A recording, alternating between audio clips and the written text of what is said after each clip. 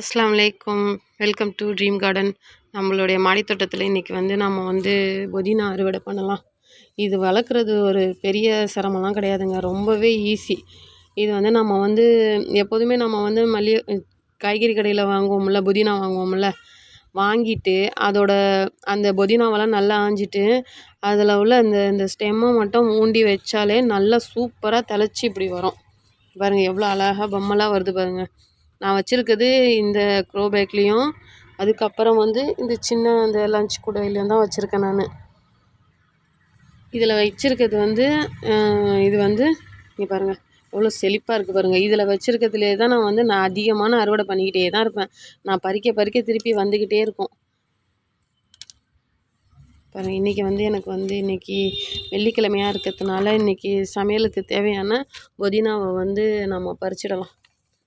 பாருங்கள், இதை நம்ம நல்லா ஆஞ்சிட்டு இந்த நுனி இருக்குது பார்த்தீங்களா, இந்த நுனியில் உள்ள அந்த 2 இலையை மட்டும் விட்டுட்டு மீதி இந்த ஸ்டெம்மை இப்படியே ஊண்டி வச்சாலே நல்லா சூப்பராக இது போல் ஊண்டி வச்சாலே சூப்பராக துளுத்து வந்துடும்.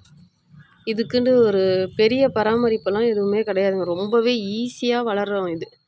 இதை நம்ம இந்த தண்டை தூக்கி போட்டுறாமல் இதை மட்டும் கொஞ்சம் நம்ம எடுத்து வச்சு மண் கலவையில் வச்சிட்டோன்னு வச்சுக்கோங்களேன், உங்களுக்கு நல்லா அடர்த்தியாக வந்துடும். இன்றைக்கி நான் புதினாவில் தான் சிக்கன்லாம் செய்ய போகிறேன். அதுக்காக தான் கொஞ்சம் கூட பறிக்கலான்ட்டு வந்தேன்.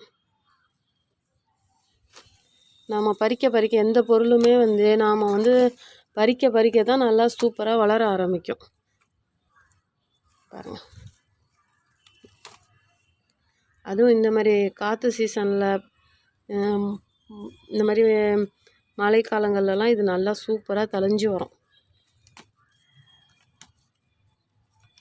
இதனால் நிறைய இதில் மருத்துவ குணமும் நிறையா இருக்குது. இதில் நமக்கு இந்த வாயில் ஸ்மெல் வருது பாருங்கள், அதெல்லாம் இது சாப்பிட்டா வராது. அதுக்கப்புறம் வயிற்று புண்ணுலாம் ஆற்றுமா இந்த புதினா. அதுக்கப்புறம் நம்மளுக்கு பெண்களை பொறுத்தளவு இந்த பீரியட் ப்ராப்ளம்லாம் இருக்குது பாருங்கள், அவங்களுக்கெல்லாம் ரொம்பவே நல்லதான் இது.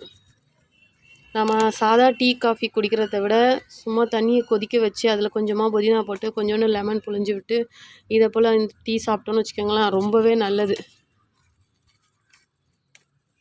வயிற்றில் உள்ள அந்த நச்சுத்தன்மைலாம் அதெல்லாம் வெளியாகிடுமா.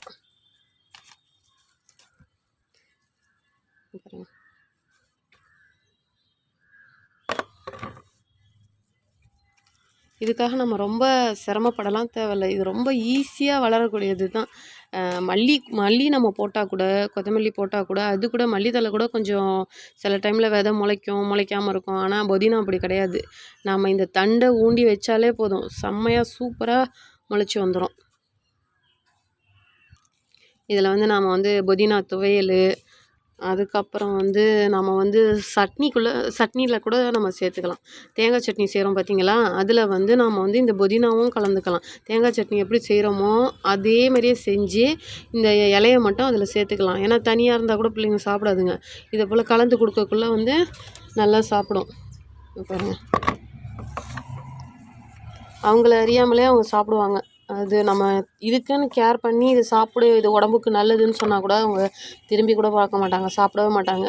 இதே நம்ம பாட்டு நம்ம சமையலில் இதை நம்ம கலந்துக்கிட்டோம்னு வச்சுக்கோங்களேன், அது அவங்களுக்கே தெரியாது, டேஸ்ட்டாகவும் இருக்கும். இதில் நம்ம மின்ட் சிக்கன் கூட செய்யலாம். அதுதான் இப்போ நான் செய்ய போகிறேன் இன்றைக்கி.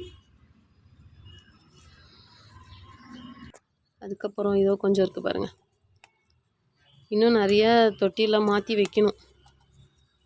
ஏன்னா இந்த சீசன் நல்லா செழுமையாக இருக்கும். வெயில் காலத்தில் கூட அந்த அளவுக்கு வராது, இந்த மாதிரி காற்று சீசன்லலாம் நல்லா வரும் புதினாவை பொறுத்தளவு. இன்றைக்கி சமையலுக்கு இவ்வளோ புதினா போதுங்க, நமக்கு இவ்வளோ புதினா கிடச்சிருக்கு, இது போதும். இன்ஷா அல்லாஹ் நம்ம அடுத்த ஒரு நல்ல வீடியோவில் சந்திப்போம். அஸ்ஸலாமு அலைக்கும்.